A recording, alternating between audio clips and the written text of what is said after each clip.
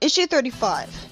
At first, the story starts out exactly like any random Joe on the street would expect a Sonic comic to be. Sonic fighting Eggman and losing his rings, and talking about wanting to get some more rings. This is a lot like the games. In fact, too much like the games. Let's make it a little more interesting, please. No, not that much! Suddenly we're expected to believe that something super special will happen to Sonic when he collects his 1 billionth ring. I could understand if this was the billionth ring in a row that was absorbed into his aura along with all the others still being there, since I guess that would have a magical effect to it from magic overflow, but that's not the case. So this is very arbitrary.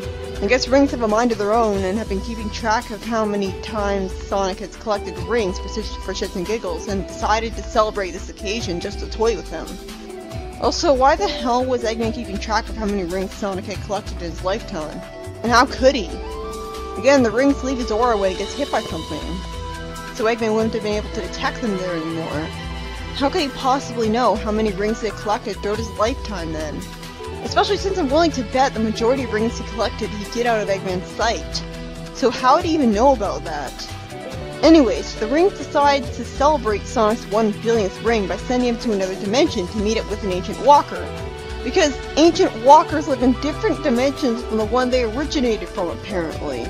I guess they decided this world wasn't to their liking.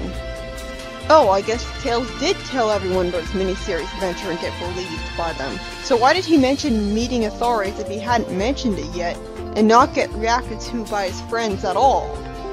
This ancient walker is still nothing like the ones Tails had met, though. She looks completely different and is actually able to talk in a booming old English godlike way, so why does Sonic recognize them? So if ancient walkers can talk, why did they have to communicate with Knuckles through pictures? Were they a different like, subspecies? And if only this one can talk, then why? Why is he the only one who bothers to try to learn other languages? And how do you find out how to learn them? Did he sign up for English courses over the internet? The ancient walker had Sonic's ring burn, and it lifted him up really high for some reason, saying that it was arbitrarily no ordinary ring, and figures out that Sonic had gotten his billionth ring. The billionth ring saved Sonic from falling into a green sea by growing. I told you rings have a mind of their own. This is way more interesting than the games, at least. And again, it's chaos energy. It makes sense that it be chaotic. Sonic realizes that rather than being a sea of pollution, it's a sea of chaos emeralds. How did he figure that out? So, what? Liquid melted down chaos emeralds? You'd think that sea would be extremely hot then, to the point of the convection alone killing Sonic, since it must require some pretty high temperatures to keep a gemstone liquid. He meets another ancient walker, who once again is able to speak his language for once. So did this guy take English courses too? It's not like he lives with regular people, so how would he learn it? I'm glad to see that Sonic is just as tired of being jerked around this wacky zone as the audience is. Sonic is given an emerald ring, sadly without making a snarky remark about getting a marriage proposal from him, and asks if this means that the Chaos Emerald and Magic Rings are related to each other. How the fuck do you spend that long living on Mobius without knowing that? That factoid should be everyday common knowledge by now. They're both magical, and you need 50 rings to go super with the emeralds, so it stands to reason that they're related. The ancient walker calls Sonic a mortal for some reason. Huh. So the ancient walkers aren't mortals, that's fascinating. Again, I really like this world building, you never see this in the games.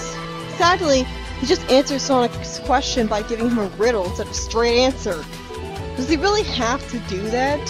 Why do all of the ancient walkers just want to mess with him? Do they think mortals are so inferior that being played mind games with is all they deserve? Somehow, Sonic shows that he's a lot smarter than one would think by immediately figuring out what the riddle means.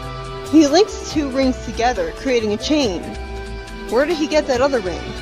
Anyways, as a reward for solving the riddle, Sonic is sent into another location by a chain of rings, another cool concept. After Sonic reminisces about how this place reminds him of Alan Cow's horizontal and vertical dimension, which I like, some more mind screw stuff happens that briefly made me wonder if this is all a dream of Sonic's. And the ring Sonic's running on like a treadmill forms into the symbol for infinity. Good thing rings are familiar with the meaning of the infinity symbol that humans use. For some dickish reason, When another ancient walker says he may ask him one question, he takes Sonic's just one response as an actual question and says yes, sending him away. What a jerk! Sonic in desperation tries to comfort himself by the idea that maybe this isn't fair is the ultimate answer to every question, when he said that answer, and isn't. For example, the question of where's my TV remote would be answered by, it's on my desk right in front of me, not by, this isn't fair. I think Sonic's going mad from all this. But again, Sonic shows himself to be a lot smarter than Colors would have you believe by figuring out what all of this lore about the rings means. The chain of rings is where magic rings go when they leave a zone. I'm guessing because rings become extremely lonely if they're separated from their buddies for too long. Though he also wonders if that's where they come from as well. Maybe it's both, like a never-ending cycle. Sonic also wonders if his universe is shaped like one strand of DNA in a huge entity because of the triple helix ring thing. I imagine it to be more like a square shape, to be honest. So that's kind of confusing. And again, another hard-to-believe invention of Eggman's. Why would Eggman be able to build a dashboard alarm that's able to alert him to Sonic re-emerging from another dimension near him before he even did it yet? It's not like he can detect his DNA, because there's no DNA in his dimension to detect yet. And why does he think it's fantastic that his arch-enemy is coming back? Doesn't he want him gone? The way that Sonic emerges from the portal destroys the engine of Eggman's device and sends him flying out of control after some extremely stilted dialogue where he tells the audience what's blatantly happening on the page. You know, so kids won't get confused. I don't mention that every time because it'll get repetitive and make it a lot more annoying to me when I point out so much. But seriously, that is like every issue, and even fanfictions don't make that kind of dialogue. Sonic explains that the rings surrounded him with a protective aura as he returned. Like rings always do, because they act like invincibility creators. Why are you acting like this is new? Sally's a really good friend to have believed Sonic about all this. Sure, he brought home his ring to prove it, but it looks like just any other ring. So that was nice of her. Sonic comes to the conclusion that he should find out the origin of the magic rings and Chaos Emeralds, because these things logically help him fight Eggman. Why would he need to find that out? This seems like way too big a cosmic question of Sonic of all people to try to figure out. I'd expect that from Tails, or Rotor. This is way over his head. Then again, he figured out what all the stupid riddles meant, so I take that back, I guess. And the story just ends, to be continued later on. I was expecting this story to go on for a lot longer than that. And then we get the Knuckles story continued, with Knuckles boringly pondering to himself yet again about stuff we already know. He wonders how everything that's happened to him recently could be connected to the ancient legends that surround Mount Fate. Why would they? He's really desperate for an explanation for all this. I mean, I'm sure it is true, but why couldn't it just be that this is just some random mountain? Why does it have to matter that it's Mount Fate? He remembers the tales his father had told him about the echidna salvation, that's a weird word to use in a Sonic comic, and how the salvation, betrayed by arrogance, I'm gonna doubt that one, nearly destroyed the world. What, did they build a nuclear weapon? It's explained in a flashback that ever since the island was sent above the land, echidna science has struggled to regulate the effects of the emerald so that the island will stop floating. Huh? First of all, why wouldn't they just be able to tell the emeralds, "Hey emeralds, let us down"? If they were able to tell the emeralds to make the island rise, naturally since they're magical artifacts and this bends to their holder's will as magic would do, then why the hell can't they use them to land the island too? This at least explains why the island continued to float for generations instead of just returning to land immediately after dodging the comic, as if it was rising out of the ground and then falling like a dribbling basketball. But I assumed that the reason they stayed above land was because of the strategic advantage of their society being isolated on a floating island, protecting them from invasions from other civilizations. Who wouldn't want that? Although I guess if they're the only civilization advanced like that, they shouldn't have to worry about that. But just because their less advanced invaders would lose the war with them doesn't undo the fact that they could still hurt people and cause significant damage. Even the ancient Mongolians still damaged China and other places despite having less advanced technology. I understand that the echidnas would be feeling homesick for the days when their civilization was on the land like it should be, Except I don't, because generations have passed. You'd think they would have gotten used to it by now, and taken pride in how their floating island is so unique and special, making them unique and special. And these guys are talking as if every echidna was wanting to return to the land for the sake of it, and the narration implied that as well. So it's not like only these few guys wanted this, which would have made a lot more sense. You'd think that spending so much time above the land would cause the people born while it was floating to not mind that it was floating. Why would they? They don't know what they're missing. It's not like they're all suffering from the high altitude causing a lack of oxygen or motion sickness from the island floating up and down like a boat in the sea, because none of these echidnas look sick, and if a lack of oxygen was going to be a problem, they would have all died from the island first rising into the sky. Obviously, we had a bubble of air around the society was encapsulated for them situation here. It's not like the high altitude makes it too cold for them either. It makes sense that the scientists echidnas don't want to remove the emeralds from the chaos chamber outright and cause the island to drop like stone, because that would have devastating effects on both the island and the land it would land on. Buildings on the island would rise up and tumble from the physical jerk and all that stuff. People would probably die. It wouldn't be so bad if there was an entire city of people on the island here. Angel Island in the games falls in the sky all the time and nothing gets destroyed. But there are fragile buildings to worry about. So instead of appreciating the benefits of living on a cool floating island, the scientist echidna proposes to train a device upon the emeralds that will gradually absorb their energy until the unimaginatively named Echidnapolis would be once again joined to the land, which totally won't cause an explosion from an overload of magical chaos emerald energy being absorbed by something. Seriously though, Echidnapolis? You'd think they'd name their city something else. Not exactly easy to say. Also, is it really true that every echidna ever is living in the city? Well, to be fair, they never explicitly say that to be the case. But if that is, there's not very many echidnas in the world. And you'd think if echidnas were so advanced, they would have taken over a whole lot more territory and increased the population a lot more. Wait a minute, or population? Is that why they're so worried about keeping their city restricted to just one island forever? They can't expand the city much?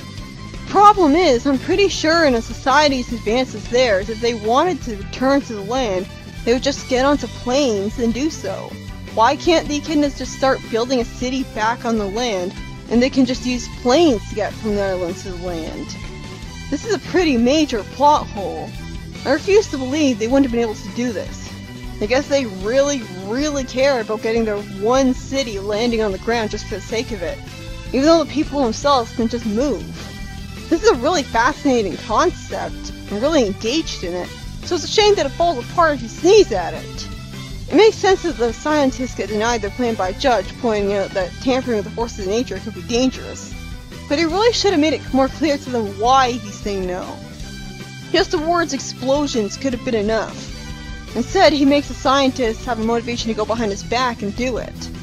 Also, why is this judge even here? I thought we were at a science convention between scientists. I like the dynamic between the two scientists where one of them doesn't want the other to try the plan anyways. I was impressed. I was expecting that both of them would be on the plan at the same time. But it's annoying that Dimitri, the one who logically wanted to try the plan, says the line, "Reason had its day." It's a fun line, I guess, but you're not supposed to have characters who are supposed to be crazy outright say that they're crazy. No one would actually think that, because then they would realize that they're crazy, wouldn't they? And you don't have to portray a scientist as crazy just for wanting to prove that their theory is right. It's like strawmanning him. He's just being stubborn and wants to prove he's right. But this craziness comes out of nowhere as a weird character shift. He also shows that he knows there's risk from the emerald by putting a sort of welding mask on to protect himself. As if that'd be enough. So you'd think he would know not to do this then. And if the echidnas are so advanced, why can't they just send a robot to do this instead of Dimitri doing it himself? An explosion happens when Dimitri upping the absorption rate past the siphon's tolerance level.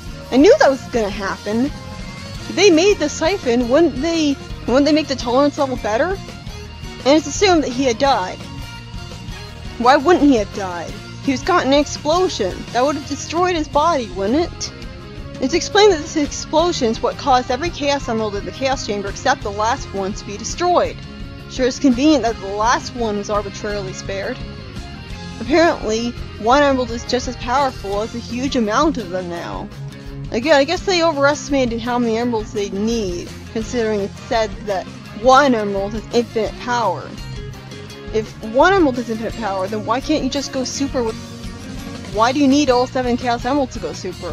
Why can't you just go super with one emerald if one emerald is just as powerful as a huge amount of them? Also, is this supposed to be the great betrayal Knuckles was talking about? I don't see betrayal. I see a scientist wanting to prove his theory right and help get the island back on the ground. He's not betraying anybody. He's doing what he was told not to, but it's purely to help everyone prove himself right. He's not trying to actively inconvenience anybody. So both parts of that title are false. It's not a betrayal, and it ain't great. And now we get an intriguing turn of events that I expected because there's no way they kill off a character on screen this early in the comic, where Dimitri says that the infinite energies of 11 Chaos Emeralds howl within him, and he goes mad with power. Why? Why does he want to reshape the world or destroy it? This comes out of complete nowhere from him being a regular old scientist wanting to help his island out. I don't believe that just because he has access to all that power would change his whole damn personality. Not unless the Chaos Emeralds are evil and are magically making him just be dicks. He's like that he would, since his whole motivation in the first place was to bring the island back to the land, you think he'd use his power to bring the island back to the land. And that's it. He creates the mountain as a showing of his power, the Mount Fate. Huh? I thought it was created from the island's creation. Knuckles really wasn't clear on that last time. Heralding the fall of the Echidna civilization? So Dimitri killed everyone on the island for absolutely no reason. The end. At least Chaos and Sonic Adventure was defending some Chow. I really hope there will be more explanation into who Dimitri was before this happened or something, because this is not a satisfying origin story for the villain. I'm happy to see a villain other than Eggman for once after over 30 issues, but this is just confusing.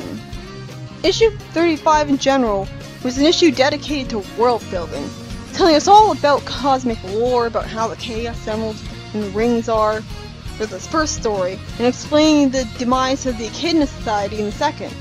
And again, I gotta love the passion that this shows in the writers for actually caring enough to want to write stories like this, fleshing out the universe. Because stuff like this is so much more rare in the games. Whenever the games introduce something to the lore, it's not really introduced because it's just for one game as a gimmick. Except in the Adventures game's case, where it's for 2. How special. The first story was written by Mike Gallagher of all people, the pun master himself. I'm impressed that he wanted to write a story about this. He seemed like the writer who took Sonic the least seriously. While I appreciate the lore and stuff, it's kind of a frustrating story at the same time because Sonic has just messed with and played mind games with the entire story just because he's immortal. And the Ancient Walkers suddenly know English for some reason. I guess they use Chaos Emeralds to bestow that magical energy into them to make them know it. I get that rings have a wacky mind of their own and would celebrate Sonic getting his billionth ring after keeping track of how many he'd gotten in life, but it still feels arbitrary, and I feel sorry for Sonic. And the second, and yes, final story was about the fall of the Echidna race, even though it doesn't actually show a fall per se, and written entirely by Ken Penders. No way! I never would have guessed! Anyways, while I was really fascinated and engaged in all this world building, so I liked the story in general, it was rife with plot holes. You'd think the Echidnas would have advanced enough technology to have used planes to bring every Echidna back to the land. Why did they care so much about getting their city back to the land instead of appreciating the fact that they got an awesome bitching floating island? They could just fly back to the island, or even glide in fact, and expand their city there if they get overpopulated. Then they'd have 2 cities. And Dimitri makes an extremely sudden and jarring shift from a regular old scientist wanting to help the island to a destructive madman at the drop of a hat. This doesn't work as an origin because we don't know enough about him. Was he always evil and insane? He sure as hell didn't seem like it. Why would the Chaos Emeralds decide to make him become like this just for kicks? What do they have to gain from it? And we don't actually see all the Echidnas get destroyed. So, I guess they weren't? Although, if there are other Echidnas still alive after this, and Knuckles implies that the Echidnas became tree-hugging technology haters at some point, then maybe that's not really what happened. Why did they call it the fall of the Echidna civilization then? Wouldn't fall mean they all die?